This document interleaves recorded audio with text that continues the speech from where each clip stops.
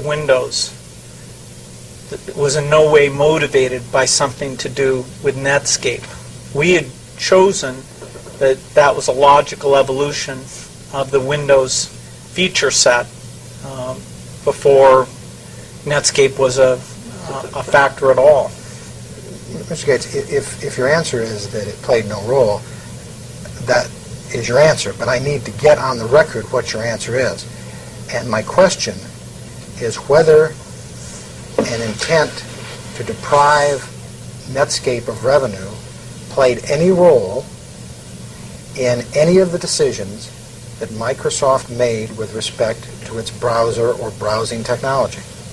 We decided that it was a logical improvement of Windows to put the browser into Windows before we had much awareness of there even being a Netscape. So the decision that that would be a feature, and as I've said, when we make something a feature of Windows, that means that it's available along with all the other features in the license fee.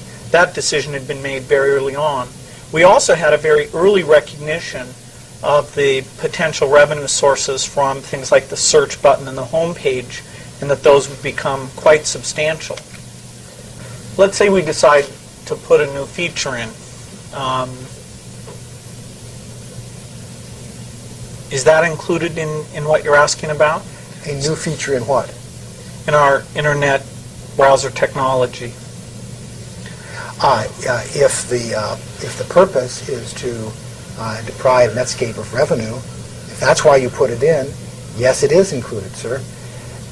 And if you don't understand the question, if my question is not clear, I will rephrase it. You can tell me the answer is yes, you can say the answer is no, you can say the answer is I don't recall, you say your question is so confusing to me I can't answer it.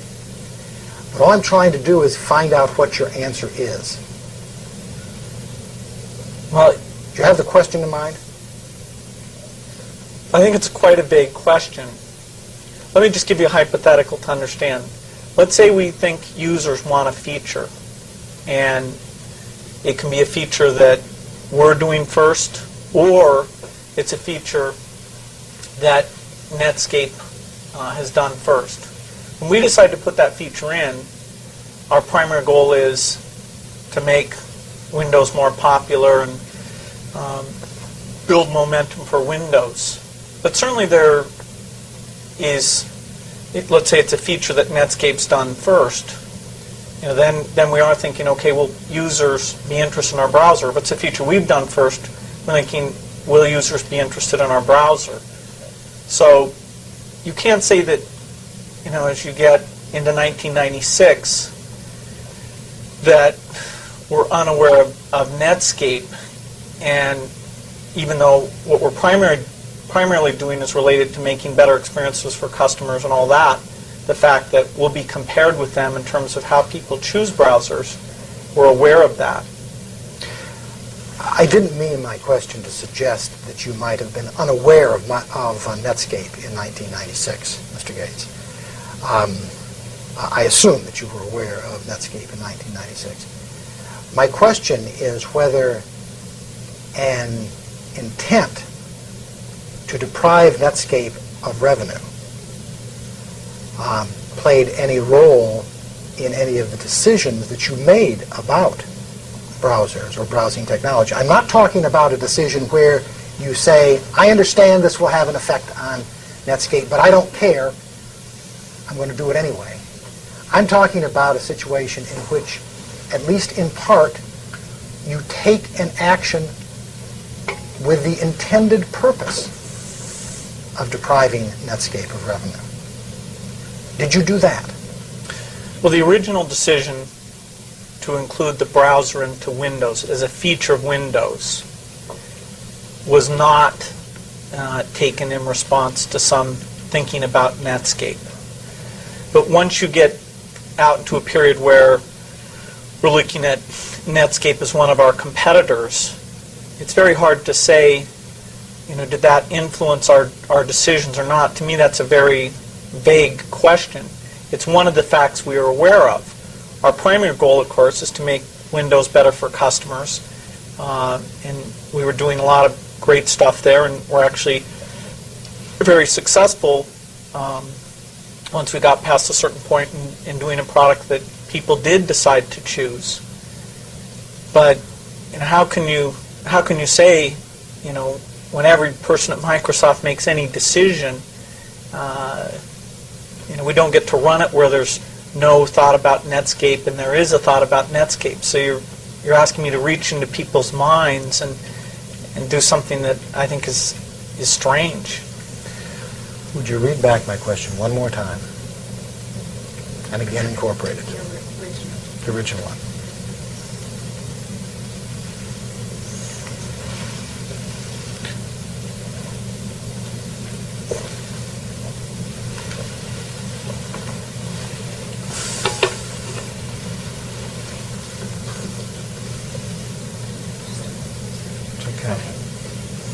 And my question is whether an intent to deprive Netscape of revenue played any role in any of the decisions that Microsoft made with respect to its browsing technology. Have you answered that question now to the fullest extent that you can, Mr. Gates? Because if you can, we'll just stop.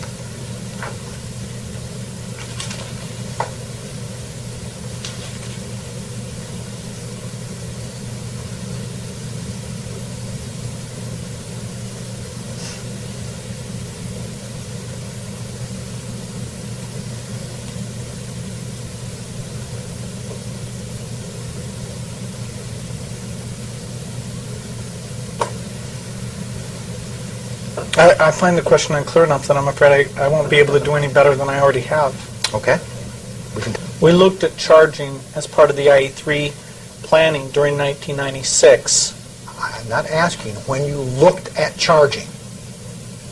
I'm asking when did Microsoft first make an estimate or projection of how much money it would receive? Well, when we looked at the issue of whether it was a better idea to charge or not as part of the IE3 planning. And that would have been in 1996. Is that correct? Mm-hmm. You have to say yes or no for that. Yes. You don't get mm-hmm. She does, but it doesn't always come out exactly the way you think.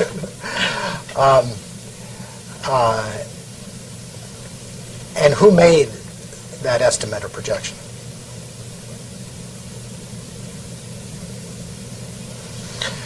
Well, I know there was discussion with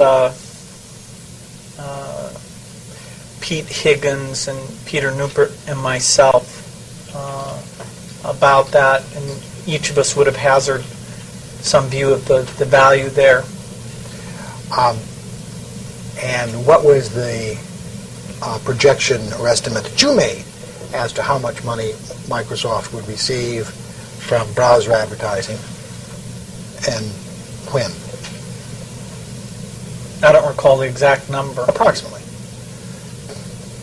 I honestly don't recall the number. Can you give me any approximation or range at all? Would have been